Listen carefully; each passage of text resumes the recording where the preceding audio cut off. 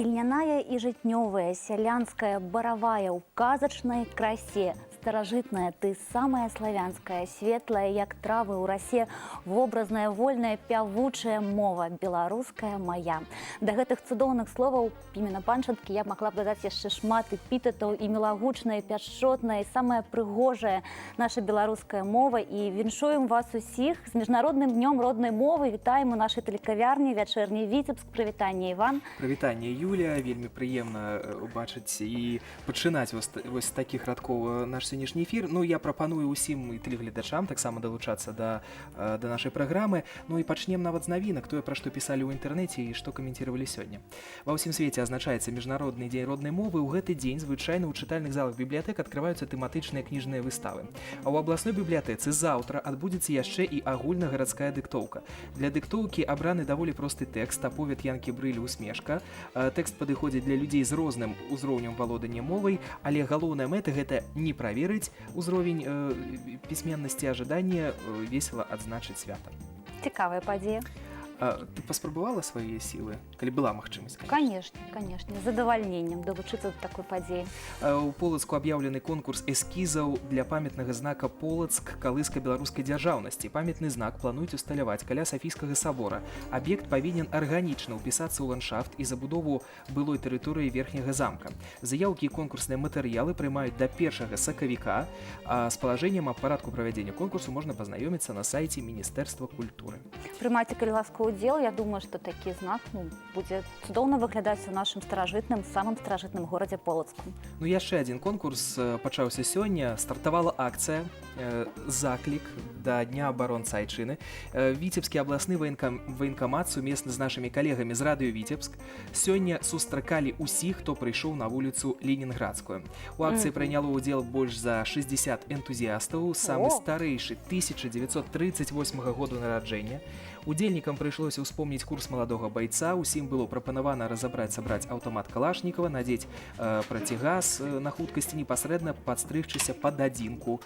Лепшыя ўжо атрымалі падарункі ад нашых партнёраў, а вось розыгрыш галоўнага прыза скутара пройдзе 23 лютага паміж удзельнікамі ў эфіры радыё «Віцебск». Ну а вось усе нашы тэлегледачы «Вячэрняга Віцебска» змогуць убачыць гэта ўсё і ў прамым эфіры. Вось гэты скутар, ён уже чакае свайго пераможцу. І я ведаю, што Іван таксама вельмі б хацеў паўдзельнічаць і з задавальненнем нават звітаўся са сваёй фрызурай. Падыходжу, але я не магу на жаль, так. Супрацоўнікі не могуць удзельнічаць, але ўсе вы, шаноўныя гледачы, калі ласка, прымайце ўдзел, цудоўны прыз. Я думаю, будзе цікава. Ну і давай яшчэ скажам пра тое, што учора распачаўся масленічны тыдзень. Для мяне ён сапраўды яшчэ не распачаўся. Яшчэ не паеў. Я блінаў не ел. Нават магу у цябе запытацца, распачала ты масленічны тыдзень? Не, яшчэ пакуль, але, разумееш, нам, дзяўчатам, трэба рыхтавацца да вясны.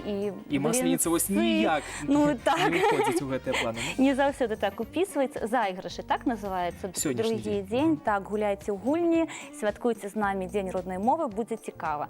Ну і я прапаную нам ужо вітаць нашых гасцей. Ужо праз некалькі хвілін будзем іх сустракаць. Гэта «Вячэрні Віцебск». Пачынаем.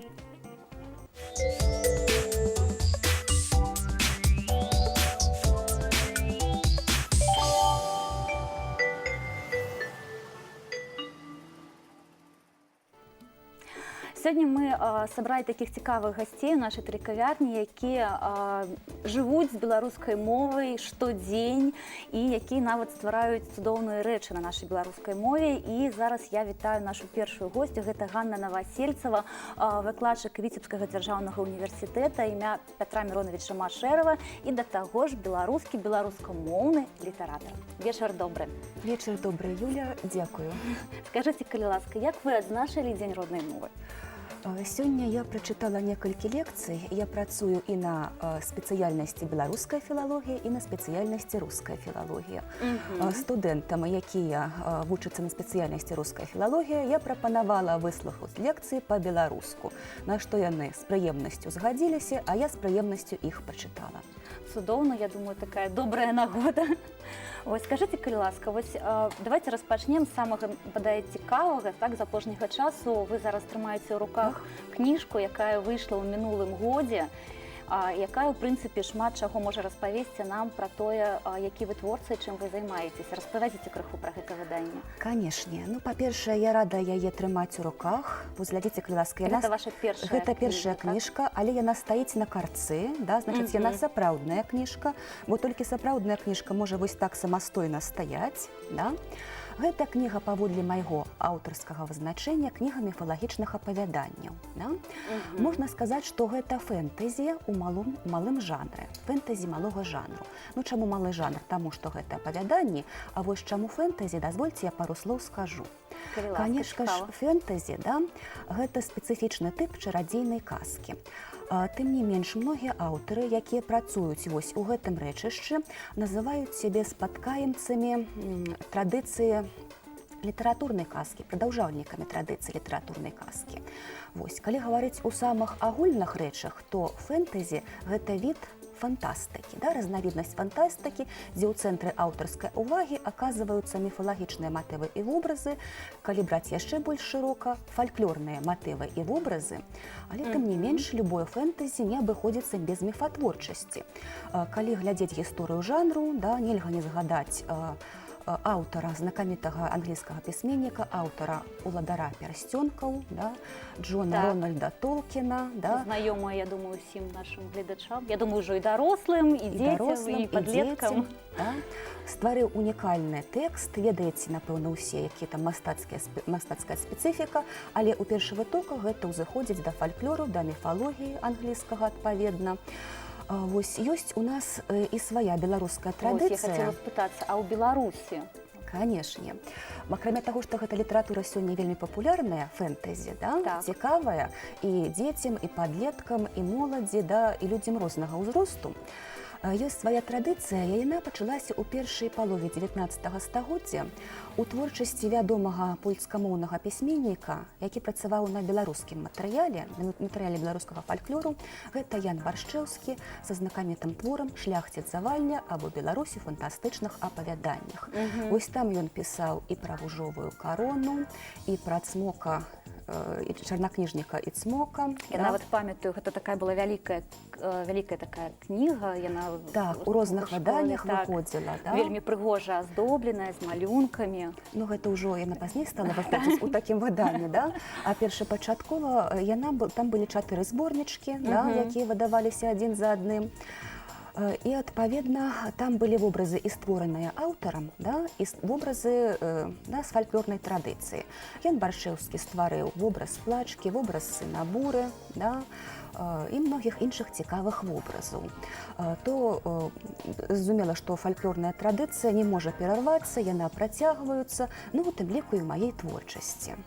А наколькі гэта такі, калі нашым гледачам расказаць, у беларускай літаратуры ну, моцная гэтая плынь фантастычная, ну, вось, калі пачынаючы з Баршчэўскага і да сёння, ці шмат аўтараў звяртаюцца да такой ну, сусветна папулярнай тэмы ну, і жанру такога фантастычнага. Калі казаць менавіта пра фэнтэзі, да, у сучасным разуменні, то гэта з'ява новай літаратуры, да, якая папулярызавалася адносна нядаўна. Але калі браць больш глобальна і глядзець сам матэрыял і ўсю традыцыю, то фактычна ніводны з беларускіх аўтараў так ці іначай без фальклорных матываў і вобразаў не абыходзіўся. Канешне, яны стваралі не фэнтэзі, да, але беларуская літаратура ўвесь час сілкавалася фальклорам, сілкавалася вось гэтай вуснай традыцыяй, і гэта актуальна нават калі гаварыць пра беларускую мову. Дазвольце запытаюся, у тым, што датычыцца фантастычных сюжэтаў, ці абавязкова ў кнігах нават, я не ведаю, у пачатку, дзе-небудзь у сярэдзіне выкарыстоўваць нейкія малюнкі, каб растлумачыць, каб паказаць, ці трэба даць магчымасць уявіць чытачу і прыдумаць нешта сваё? Ну, справа ў тым, што фэнтэзі – гэта літаратура для універсальнай аўдыторыі, і калі кніга выдаецца для дзяцей, да, то, канешне ж, малюнкі пажаданыя. Калі кніга для дарослых, без малюнкаў можа і абысціся.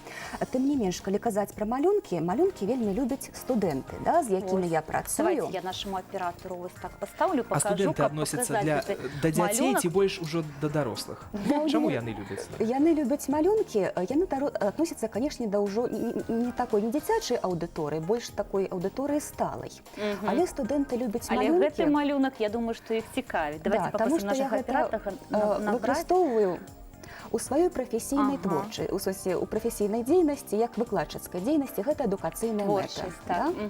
Я выкладаю курсы, у тым ліку агульнай міфалогіі, беларускай міфалогіі, да, А вось гэты вобраз, які мы міфалогія па пабачылі. напрамках, да?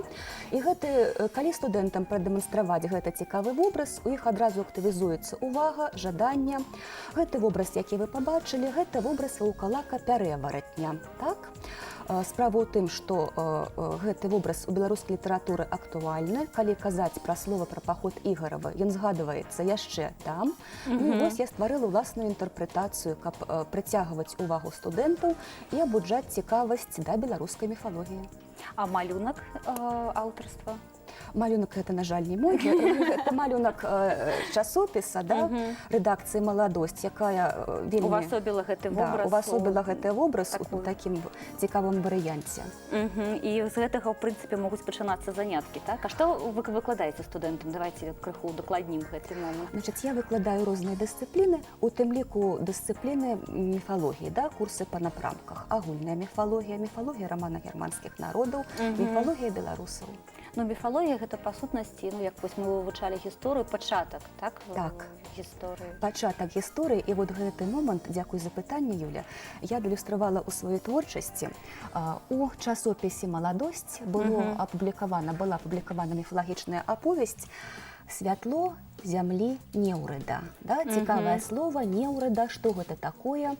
Калі казаць, што неўрыда – гэта такая міфалагічная, да, такая, можа быць, краіна, ну, тут пра вобраз Беларусі маецца на ўвазе. Да? І беларусы, ёсць меркаванне, што беларусы паходзяць ад волатаў, да? Ёсць такое традыцыйнае меркаванне. Ёсць яшчэ менш вядомае меркаванне, што продкамі, міфалагічнымі продкамі беларусаў былі неўры. Да? Хто гэта? Неўры зноў-такі гэта пярэваратні, да? Вось. Да, пярэваратні, якія могуць мяняць сваё аблічча, але яны вельмі мудрыя, да? вельмі дужыя і шануюць традыцыі продкаў. Гэта такі станоўчы вобраз, правильно? Безумоўна. А скажыце, ласка, увогуле ёсць у вас які-небудзь любімы вобраз? Я думаю, што міфалогія, і калі браць беларускую міфалогію, вельмі багатую вобразаў і розных легенд, іх шмат. Ёсць, канешне, мне вельмі цікавае апавяданне, дзе я ўвасобіла свой любімы вобраз. Да? Калі гаварыць пра бусла, да, сімвала Беларусі, то ёсць цікавая легенда ў хрысціянскай варыяцыі пра тое, што буслам, да, стаў чалавек, які не выканаў адно даручэнне Бога, Перуна, да, язычніцкага Бога Перуна у хрысціянскай інтэрпрэтацыі прарока Іллі. Так? Вось гэты персанаж пайшоў у чалавечым абліччы па зямлі, сабраў усю жымяру, нячысцікаў, да, жаб, гадзюк і схаваў гэта ў мех. Даручыў гэты мех чалавеку і сказаў: аднясі у балота і выкіні, але толькі не глядзі туды, не зазірай, не развязвай. Ну, чалавек яму патрапіўся цікаўны, і ён, да, канешне ж, з гэтым не справіўся, таму што, ну, цікавасць узяла, што такое, да? І вось як толькі гэты мех развязаў, усё тое, што Бог туды так старанна збіраў, усё тое адтуль і, да, уцякло, да? У выніку Бог раззлаваўся і сказаў: раз ты мой загад не выканаў, да, хадзі ў вобразе птушкі і збірай. І збіраю ўсё тое, што выпусціў, так? Да. А чорны мех накінуў на плечы, вось чаму у бусла часткова крылы чорныя, часткова белыя. Да? Дазвольце, я нават трошачкі зацытую. Так, калі ласка, ёсць у нас такая магчымасць. Мінулася навальніца, і зноўку гляжу на зямлю у промнях сонца. Я бусліч, вечны, як белы свет, як гэта зямля. Зямля ў слядах мінулага, якая адкрывае мне усевідушчы позірк. Прыгожая, ясная, чыстая, такой белай-белай вяртае яе мая людская памяць. Не сумняваюся, бо зноў і зноў перажываю гэта кожнае птушынае жыццё, калі нясуць мяне белыя крылы ў высокае неба. Чорны мех застаўся на маіх плечах, збіраю цёмную брыдоту, гляджу, каб не тулілася яна да людзей, не падманавала, не здзекавалася. І шукаю царэўну гадзюку, якая ад мяне хаваецца, якая мяне баіцца. Я ведаю, што некалі яе знайду, што некалі яе злаўлю, як ведаю свае крылы. І тады знікнуць з белага свету няшчасці, хваробы, звады, усё тое, што не дае людзям жыцця. Таму і слухаецца маіх крылаў вятры, пасланцы перуновы. Клічу лёгкія хмары з вясновымі цёплымі дажджамі. Я ж люблю яе, маю белую зямлю. Я бусліч, таксама белы. Вельмі Цудоўна пра паэтычна. белага буслічка. А што рабіць? І я ж ведаю, ёсць у Беларусі нават і чорны бусел. Што пра гэта кажаць міфалогія? Што пішуць? ёсць версіі? Ёсць версію, да, ёсць такія цікавыя версіі. Справа ў тым, што з вобразам чорнага бусла звязана такое цікавае паданне пра тое, што бусел пакрыўдзіўся на людзей. І пачаў жыць на балотах, хавацца ад людзей, да? І сказаў, пакуль вы не будзеце ставіцца беражліва да ўсяго жывога, да? Пакуль вы не выпрасіце прабачэнне, я да вас не вярнуся. З таго часу чорны бусел і селіцца на балотах, да? І далей ад людзей. Калі белы, наадварот, бусел, да? Побач да людзей, будуе буслянкі на хатах, яго шануюць, да? То чорны бусел, наадварот, да? Яго так брат-антыпод, калі можна так сказаць. Будзем спадзявацца, што ён калі-небудзь даруе ўсё ж такі, і мы будзем яго часцей бачыць. Ну, мажліва, гэта адбудзецца ў творах аўтараў, якія ствараюць міфалагічны свет, да, і працягваюць тую міфалагічную традыцыю, якая закладзена ў вуснай народнай спадчыне. Мастацкую рэканструкцыю ніхто ж не адмяняў. Так, вось я і хацела сказаць, што па такіх апавяданнях, па такіх творах, па такім жанры сённяшні чытач можа цікава даведацца і пра міфалогію, і ў прынцыпе некаторыя асаблівасці нават характару і светапогляду беларусаў, якія захоўваюцца і да сёння, і захоўваюцца ў тым ліку ў мове. Таму што мова, якой напісана, гэта яна такая паэтычная, як паэтычна распавядаліся, я думаю, такія міфы. Так гэта? Я не памыляюсь? Паэтычныя версіі міфаў ёсць. Міфы ўвайшлі ў легенды, ў вусную народную спадчыну. Ёсць розныя варыянты гэтых міфаў, гэтых твораў, да. Там, канешне, іх цікава даследаваць не толькі літаратарам, але і мовазнаўцам, таму што там дыялекты ёсць, дыялектныя выразы. Дыялекты, як вядома, жывяць, да, любую літаратурную мову, таму што мова гэта з'ява рухомая, яна развіваецца за кошт аўтарскіх новатвораў, за кошт дыялектных адзінак, так што, канешне, гэта цікавая глеба для даследавання. Вось, слухаючы нават празаічнае апавяданне, сама па сабе мова у вас такая, паэтычная, я бы сказала, такое маўленне мастацкае. Мабыць, вершы вы таксама пішаце? Я пісала вершы, калі была студэнткай, да, зараз я празаік, да, ў такім варыянце, але ўсё ж такі адзін цікавы верш у мяне ёсць, ён у нейкай меры прэзентуе маю творчасць, я яго з задавальненнем чытаю студэнтам і дазвольце таксама з задавальненнем прачытаю вам. Хіба з чараў пачнецца надзея, спіць зямля ў калысцы нябёс. Панад светам сляды чарадзея, яго мроі і памяць і лёс. Шэптам зёлак прачнуцца замовы, голас даўняй легенды, вятры. Гэта словы, губляюцца словы, пожні, рэкі, азёры, бары. Дзіўнай казкай у снах азавецца, як прымусіць чакаць спагадаць, і згадае, дзе сонца смяецца, пра што месяк хацеў расказаць, і чаму зажурыліся зоркі, што здавён удаваюць людзей, што гарчэй за палын самы горкі, і за радасць саму весялей. Хіба з чараў пачнецца надзея, спіць зямля ў калысцы нябёс. Свет ідзе па слядах чарадзея, здабывае прымруйлівы лёс. Дзякуй вялікі. Я думаю, што многіх нашых гледачы будуць все ж такі чакаць паэтычнага зборніку ад вас. Ну, я павінен сказаць, што зараз нашым гледачам будзе цяжка ўдзельнічаць у нашым конкурсе, які мы ўжо абвясцілі ў нашай суполцы ВКонтакце. Вось гэта прыз, запрашальны квіток у тэатр. Ну, сёння ж масленіцы, сёння дзень роднай мовы. Паэзію. Так, таму мы даем магчымасці нашым тэлегледачам паўдзельнічаць, прапануем прыдумаць верш, можна невялікі. Натхніцца вашымі радкамі. І размясціць яго ў каментарыях у нашай групе ВКонтакце, але абавязкова там павінна быць слова «блін». Ну вось, раз масленіца, будзе так. Няхай гэта будуць вясёлыя такія жартоўныя рэчы. Напрыканцы часу ўжо абвясцім пераможцу. Спадарыня Ганна, скажите, калі ласка, мабыць, гэта пытанне не будзе зусім карэктным, але ўсё ж таки я яго задам у дачыненні, у тым ліку да той моўнай сітуацыі, якая сёння існуе.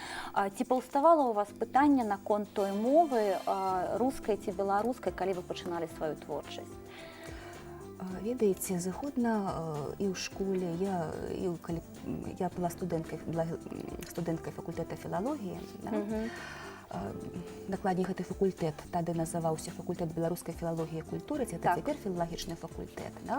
Мне зыходна, я была беларускамоўным чалавекам, а справа ў тым, што ў дзяцінстве мяне выхоўвала бабуля, якая жыла ў вёсцы. Ведаеце, што вясковае асяроддзе пераважна беларускамоўнае, так што калі я пайшла ў першы клас, гэта было ў горадзе Віцебску, рускамоўную школу, настаўніца мне казала, што я на ўсіх уроках размаўляю па-беларуску. Рускую мову я тады, на жаль, не ведала. Прыйшлося вывучыць у працэсе. Цяпер, канешне, я білінгв, калі можна так сказаць, і рускае і беларускае маўленне спалучаю. Думаю, што крылатае вядомае выслоўе «Колькі моваў ты ведаеш, столькі разоў ты чалавек» ёсць, было і будзе актуальным. А сёння вось у студэнтах вы бачыце цікаўнасць да беларускай мовы і жаданне яе вывучаць, удасканальваць?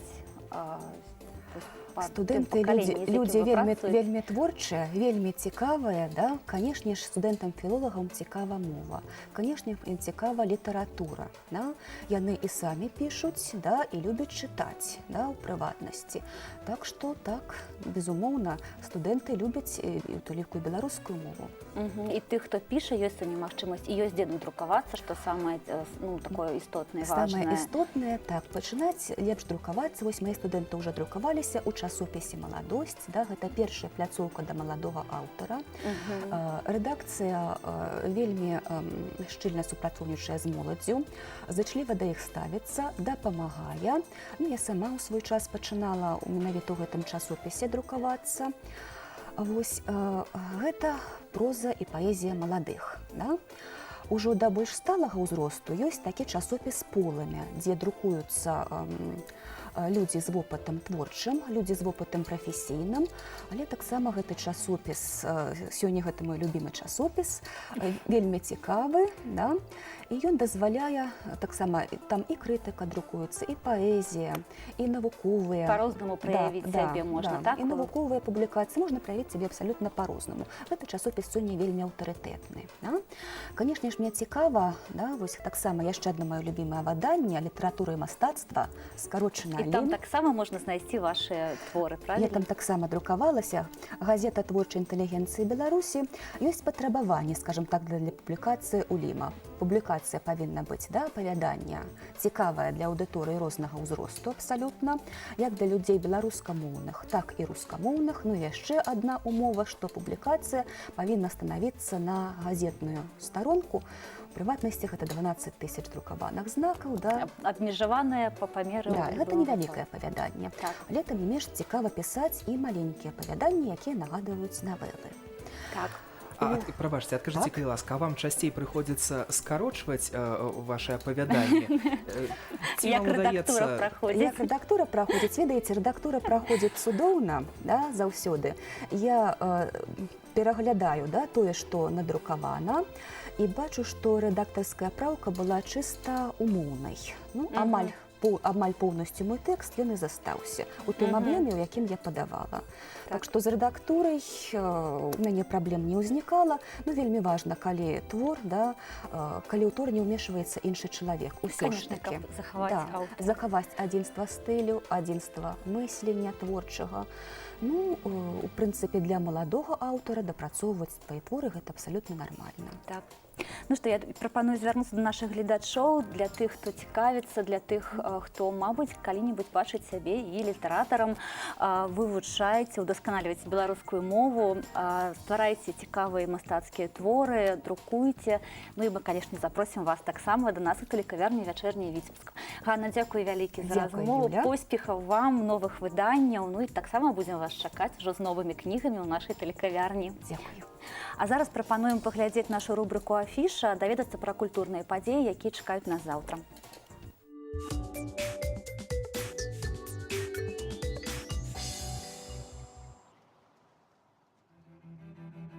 Центр современного искусства представляет художественный проект Валентины Ляхович «Обратная связь».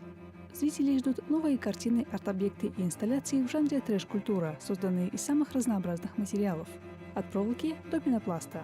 Выставка открыта с 10:00. Витебская областная филармония приглашает на концерт органной музыки лауреата международных конкурсов, органиста собора Святой Марии города Вильнюса Александра Исакова. Музыкант представит программу, которая будет интересна не только именами выдающихся композиторов прошлого, но и произведениями современных авторов – Брониса Кутавичуса, Андреаса Кетмана, Олега Янченко и Маргериса Зариныша. Александр Исаков является лауреатом конкурсов органистов Финляндии, Сербии и Германии и участвует в международных фестивалях Балтии, СНГ и стран Западной Европы. В программе концерта музыка Баха, Кутавичуса, Зариныша, Янченко, Регера, Брамса и других. Начало концерта в 18:30.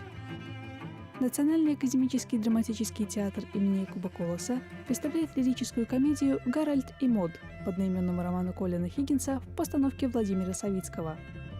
Зрителей ждет история Гарольда Чейзена, молодого человека, не понятого своим окружением, аутсайдера, встретившего загадочную единомышленницу, которая наконец-то откроет перед ним мир красоты и радости. Начало спектакля в 19:00.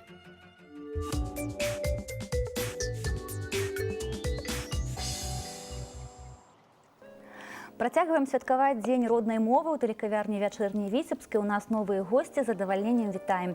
Святлана Баранкоўская, старшыня Віцебскай абласной арганізацыі Беларускага саюза мастакоў, і Кацярына Мяснікова, мастачка з Полацка, аўтар праекта «Арт-алфавіт», пра які мы таксама распавядзем крыху пазней. Вечар добры.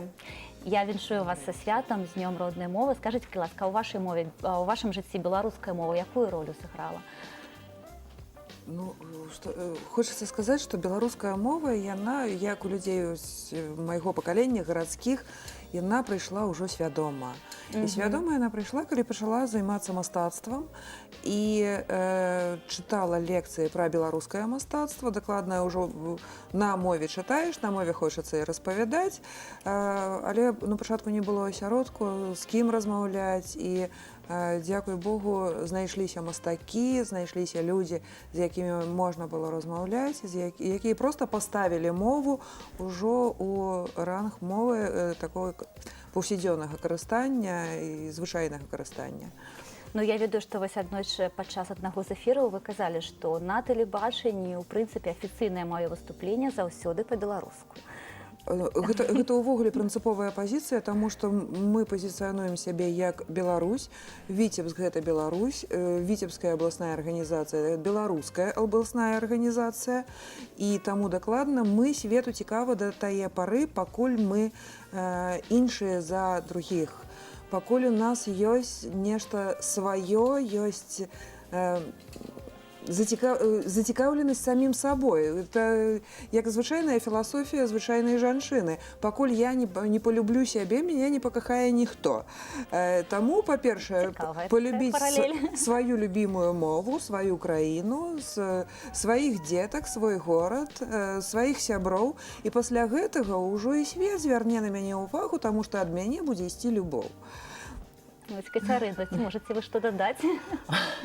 Ну, после такого выступа остается только додать, что я могу сказать, что у меня знаёмства беларускай мовы пачалося з вёсачкі, куды былі размеркаваны мае бацькі і настаўнікі. І там акольнае асяроддзе ўсё было, можа, не беларускамоўнае, але такая размоўная форма, трасянка ці размоўная форма. Я не ведаю, я тады успрымала гэта неяк на такі паўсвядомым узроўні. Так, і потым, калі я прыйшла ў школу, я віталася з усімі, дзень добры, добрай раніцы, і потым мне неяк пачалі казаць, Каця, трэба неяк па-расейску, ўсё ж такі. Але потым, ужо калі я скончыла школу, я пазнаёмілася з нашай беларускамоўнай полацкай паэткай Лерай Сом, і праз яе я пачала чуць тую самую беларускую мову, сапраўдную, вельмі прыгожай таленавітай жанчыны. Так, з вельмі цудоўнай паэзіяй. Так, з цудоўнай паэзіяй, закахалася ў яе паэзію. Гэта проста цэлы сусвет быў для мяне, а потым у маім жыцці здарылася так, што мяне запрасілі на пленэр, які ладзіць культурна-асветніцкі цэнтр імя Западраздовіча, а гэта менавіта беларускамоўныя пленэры.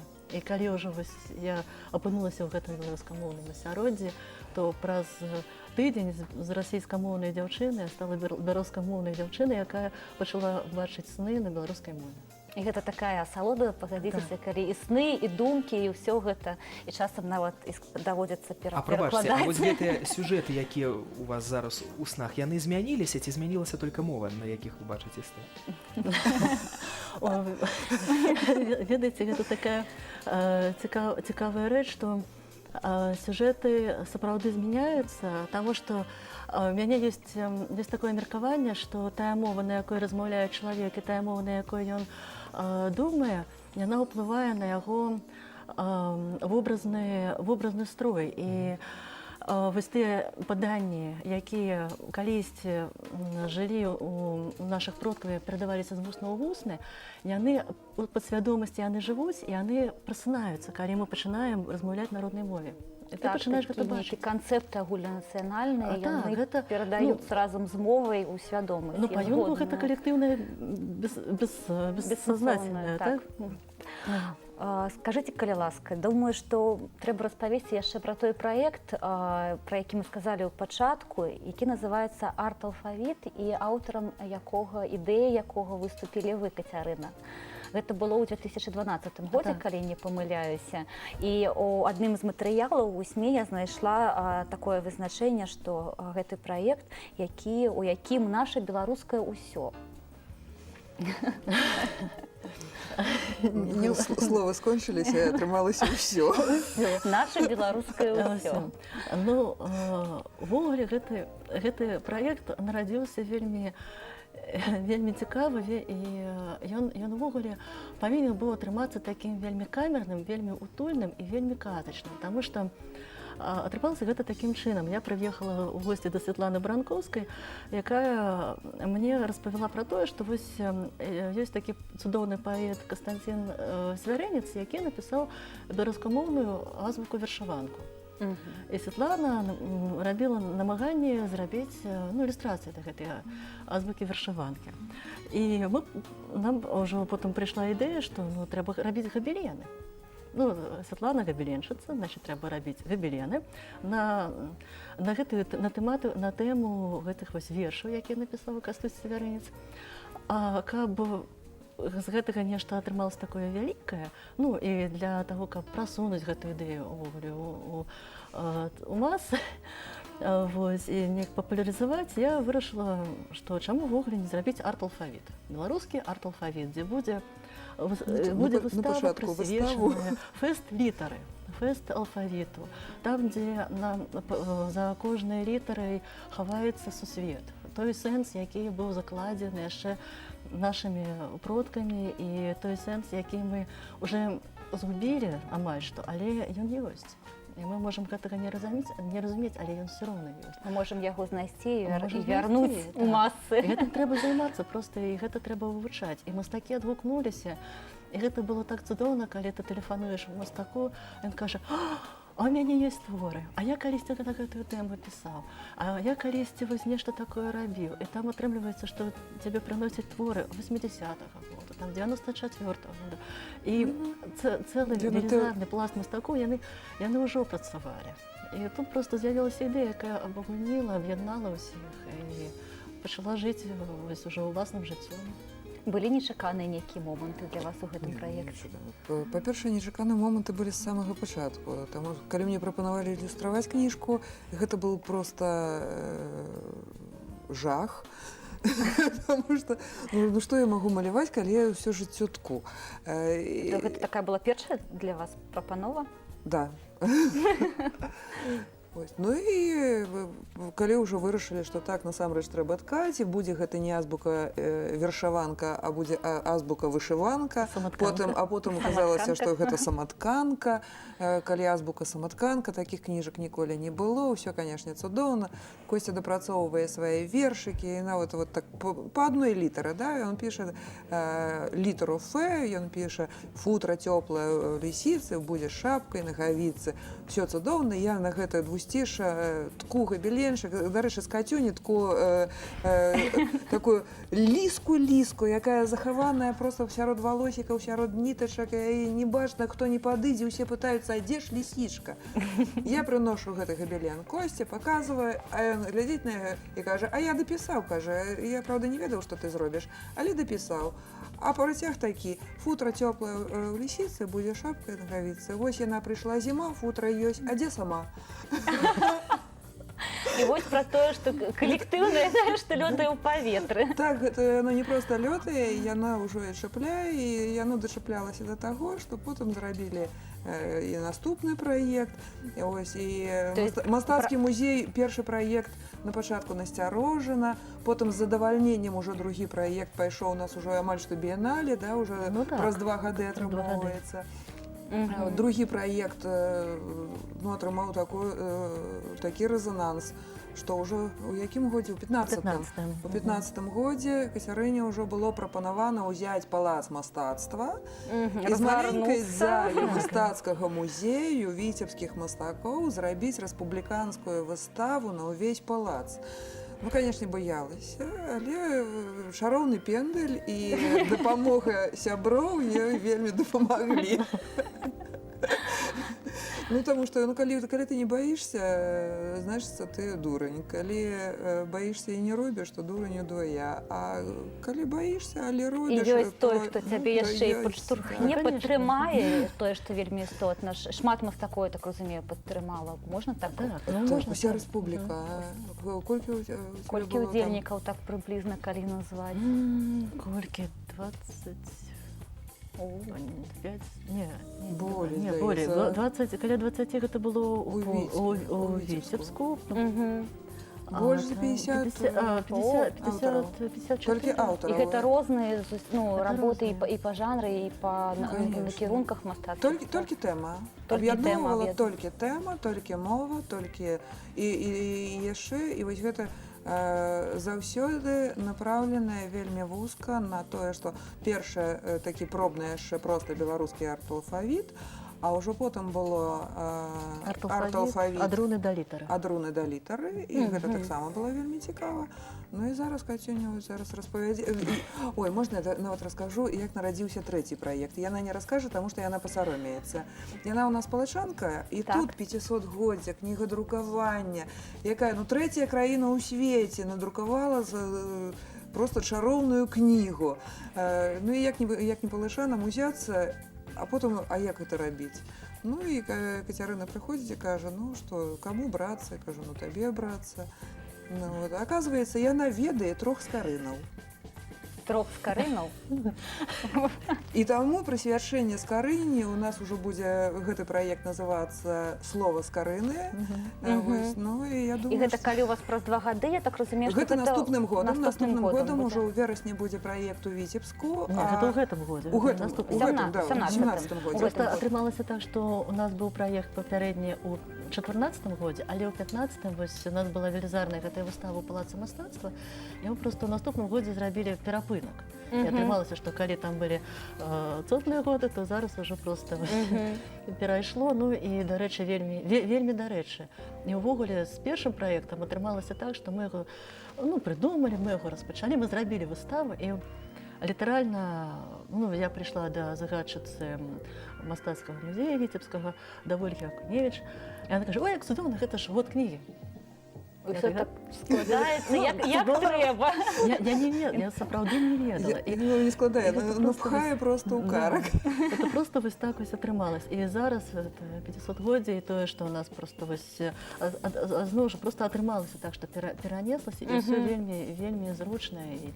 вельмі шыкоўна. Ну вось у Ну, гэтым жа годзе так будзе святкавацца Так, 50-годдзе. І гэта ў гэтым верасні будзе. У верасні ў Віцебску. І ў Полацку. Ну, выстава у Віцебску, у Віцебску. Полацку будзе вялікае свято, зразумела. Так. Ну, я хочу пожадаць ад нашай праграмы поспехаў і доўгага жыцця такому цудоўнаму праекту, няхай ён здзіўляе далей. А зараз у нас будзе наша такая гумарыстычная рубрика спецыяльная «Хутка дзень абаронцы Айчыны», і наш калега Александр Кранман прапанаваў нам, жаночай частцы тэлерадыёкампаніі «Віцебск», паразважаць на мужчынскія тэмы.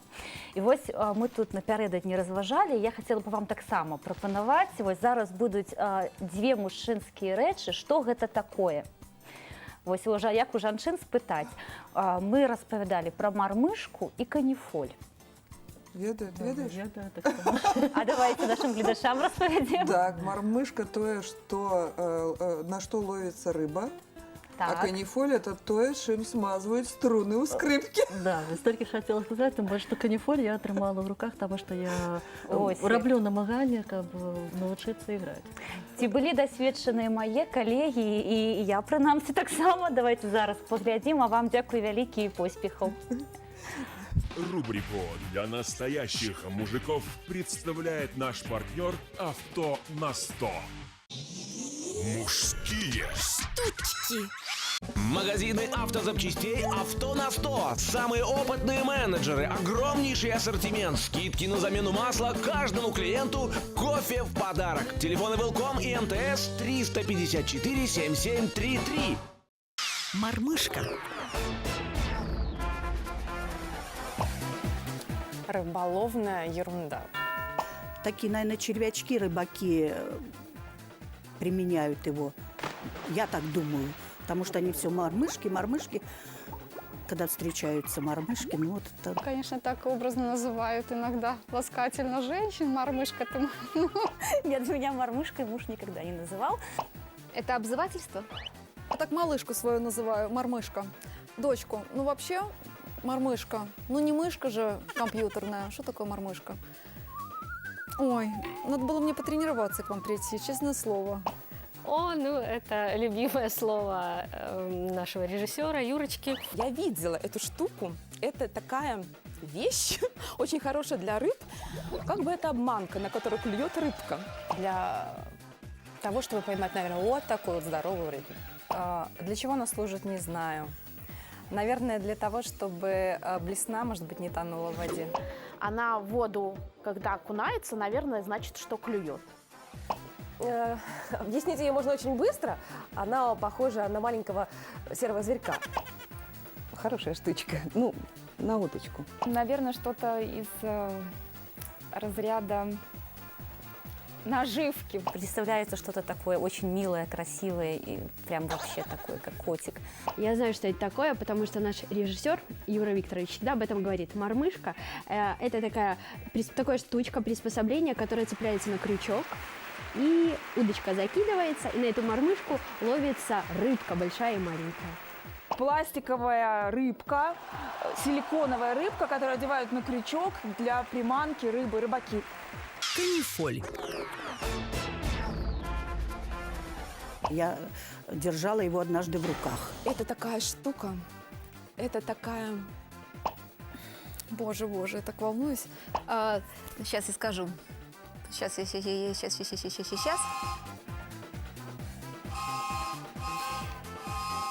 Это что-то, что не твердое и чем намазывают. Конь, не конь.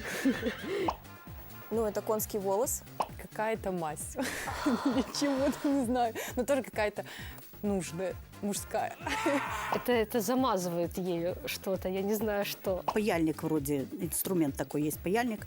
Его макают туда, чтобы дыма больше было. Я знаю, у меня папа паяльной лампой паял. Я помню в детстве канифоль, это куда он окунал паяльную лампу, и запах был очень неприятный. По всей квартире мама ругалась, помню. Она может превращаться из твердого в более плавное состояние. Какой-то мужской музыкальный инструмент. Я думаю, что, наверное, вот это используется этот элемент, вот предмет, да, для того, чтобы при спаивании. Она используется, когда паяет Это припой. Пыль такая, по-моему, янтарная пыль, которой протирают смычки и кии, когда играешь в бильярд. Лыжи натирают. Я думала, что это янтарь, а это, оказывается, называется канифоли. Мне понравилось слово. Мужские штучки. У кампаніі мужчынаў мне давядзецца завяршыць гэты эфір.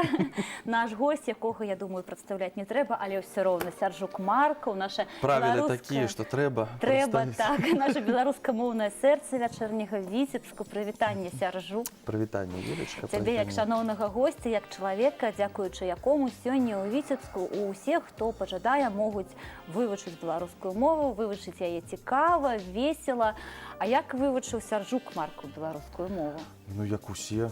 Просто у школе і ва універсітэце, но калі вывучыўся падчас вучобы, гэта ж факультэт быў беларускай філалогіі і гісторыі, а потым беларускай філалогіі і культуры. Я думаю, што ўсе ведаюць, што на 6-м паверсе нельга было пачуць рускую мову, бо ты калі павітаешся, напрыклад, з выкладчыкам «Здравствуйте», то, ну, самое такое, ну, просто на тебе здзіўлена глянуць так, а могуць і так, ух, і так за 5 год нешта фразочкамі, нейкімі слоўцамі, і потым праз 5 год мы ўжо выдатна размаўлялі па-беларуску. А калі прыйшлі на факультэт, спадар Сяржук? Ну, як? На трасянцы, як усе. Да і зараз, я думаю, што на літаратурнай мове мала людзей размаўляе, таму трасянкай можна лупіць, і вельмі прыемна, і такое салоду атрымліваеш. Ой, цудоўна. Такія ж слоўцы усялякія. То бок, ты нават не ўяўляў сабе, што калі-небудзь табе давядзецца выкладаць мову і выкладаць шырокай разнастайнай аўдыторыі? Не, ну я ж выкладаў ўсё ж такі размеркаванне, я ж такі законапаслухмяны чалавек. І, канешне, працаваў у школе, так, у 16-й, это ў Лучосе, вось, і выкладаў беларускую мову, літаратуру. 1 год, правда, але... Скажи, ласка, а з табой таксама ўсе павінны былі, цябе павінны былі ўсе вітаць толькі па-беларуску? Ну, я не такі жорсткі. Ці вось гэты погляд ты запомніў? Не, я не такі жорсткі. Не такі жорсткі на занятках толькі, пэўна, але ж, ну... так ужо прынцыпова... Так рэўнасна не адносіш? Не. Ты быў такі добры выкладчык, які... Ну, я не ведаю, не сказаў бы я такі патрабавальны. Патрабавальны. Але, ну... Гэта ў вучню трэба запытвацца, я думаю. А да цябе былі патрабавальныя, я так разумею, выкладчыкі? Конечно, ты быў такі студэнт выдатнік, ці ты там на апошніх недзе сядзеў? Не, так на галёрцы. І нам, ну, некалі было вучыцца, разумееш, Юля? У нас же канцэртная група.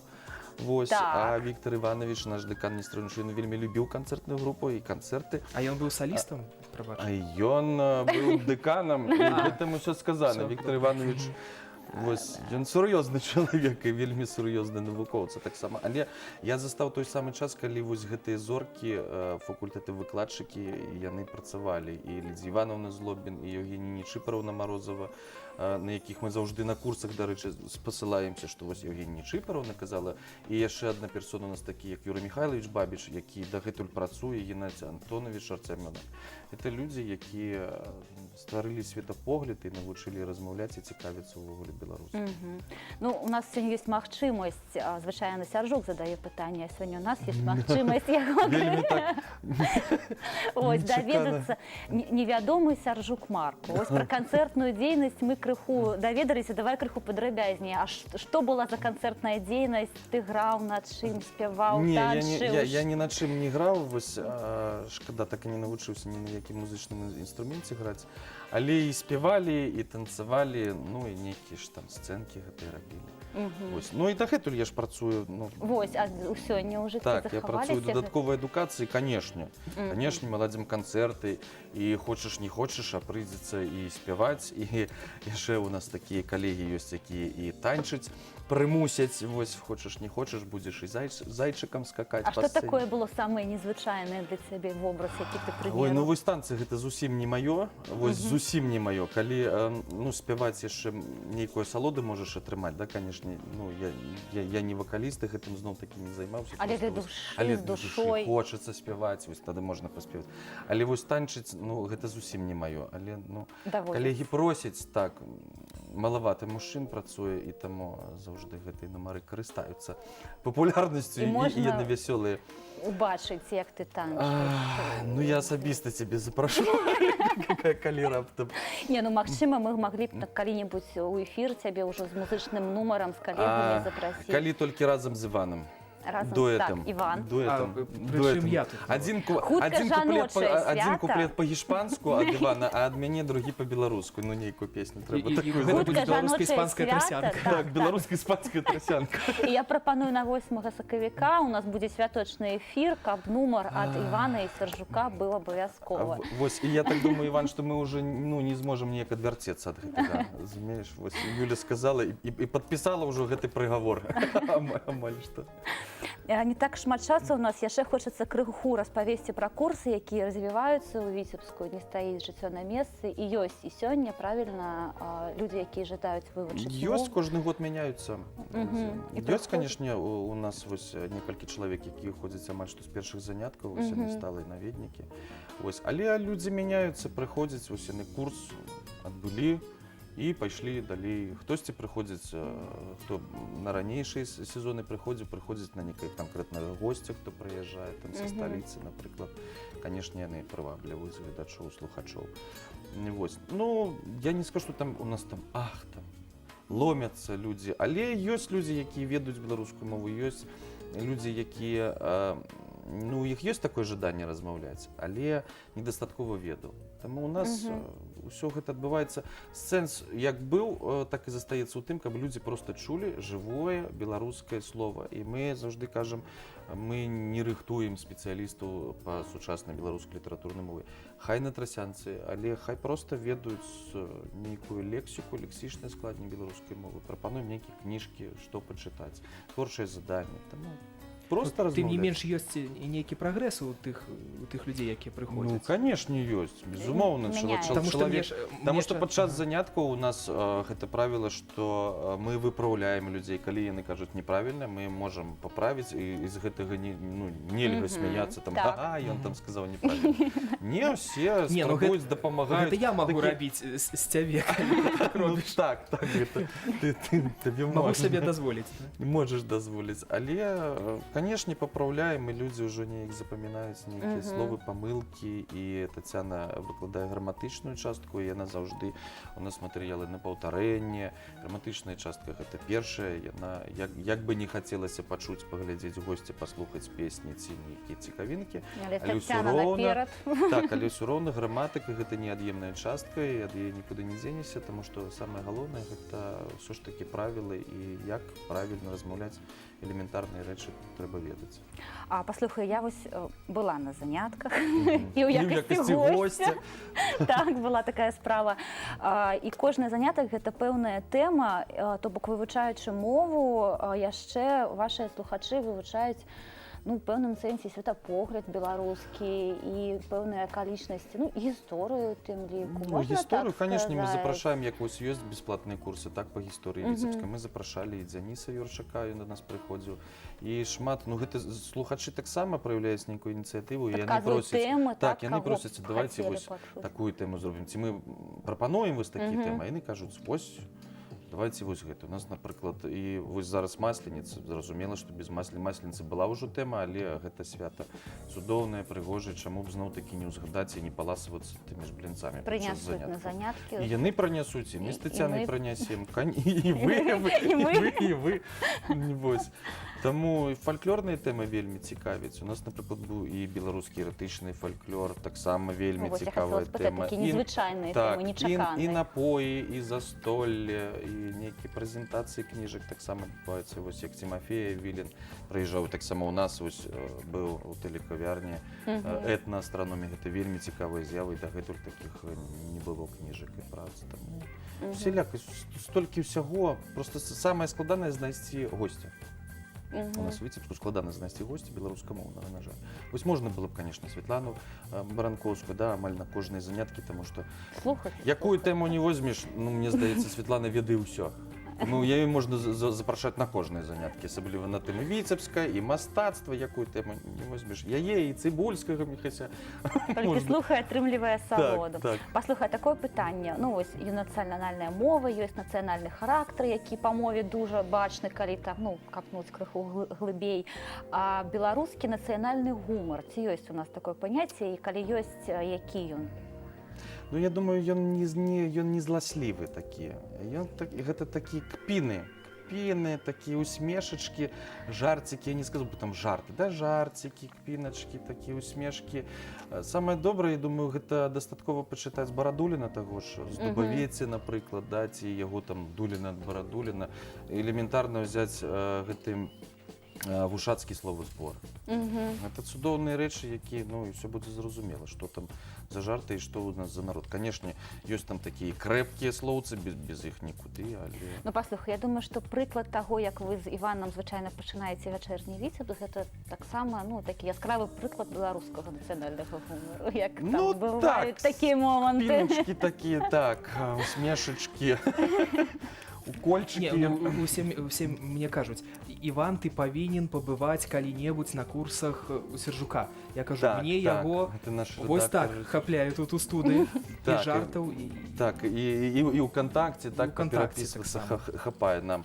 Ну, канешне, хацелася б Івана выцягнуць. Я думаю, што яго трэба ўсё ж такі на курсы зацягнуць. І я думаю, у якасці госця. Вось, як чалавека, я проста Іванам ганаруся і тым, што мы працуем разам, таму што чалавек у жыцці не размаўляў па-беларуску ніколі, так, і, ну, але сустрэча з табой мяне змяніла ўсё жыццё. Так, але ў яго, як ён кажа, родныя мовы і іспанская, так, і ангельская, чалавек паліглот, і таму, як ён памылкі, не памылкі, я кажу, на гэта не трэба ўжо так звяртаць увагі, тым больш, калі чалавек толькі пачынае, да, вось гэты шлях вывучэння, і ён звяртаецца, калі там трэба праглядзець нейкія, праверыць нейкія словы, ён навучаецца, ён малайчына. Ну, і я думаю, што у кожнага з нашых гледачоў ёсць магчымасць вывучыць беларускую мову сёння для сябе, для душы.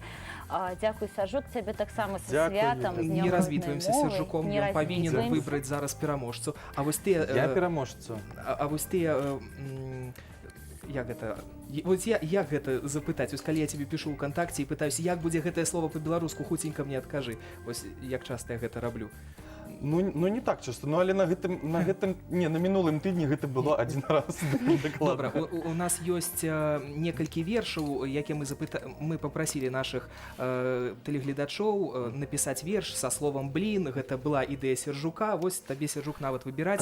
Паспею зачытаць толькі некалькі. Александр Клінкевіч. Калі дрэнна дзень пачаўся, чтобы выбіць клінам клін, на патэльню кіну цеста, атрымаю першы блін.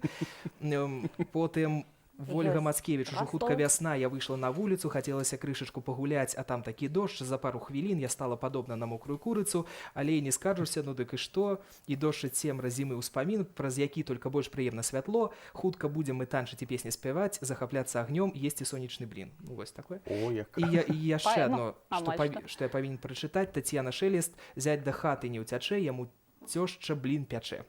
Хто у нас пераможца? А колькі можна? Два. Юля, у тебе ёсць нейкія думкі? Трэба гэта зрабіць хутка, ты ведаеш, Сержук, у нас скончаецца час. Давайте Клінкевіч, вось пра першы блін. Цікава, так? Александр Клінкевіч. І Вольга Мацкевіч. І Вольга Мацкевіч. Все, мы знайшлі пераможцаў, на гэтым я развітваюся. Развітваемся, так. Ганна Стаян зараз будзе спяваць напрыканцы нашага эфіру. Вас яшчэ раз з днём роднай мовы і ўсяго добрага, да сустрэчы.